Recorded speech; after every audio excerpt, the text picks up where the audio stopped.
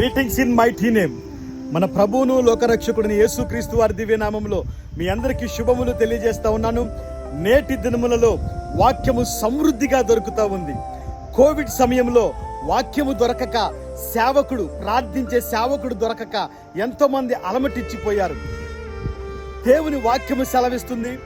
యెషయా గ్రంథము 55వ అధ్యాయము 6వ వచనం నుంచి యేసయ్య అంటా ఉన్నారు, ఇదిగో యెహోవా దొరుకు కాలమందు ఆయన్ను వెతకుడి, ఆయన సమీపముగా నుండగా ఆయన్ని వేడుకొనడి అని వాక్యం సెలవిస్తుంది.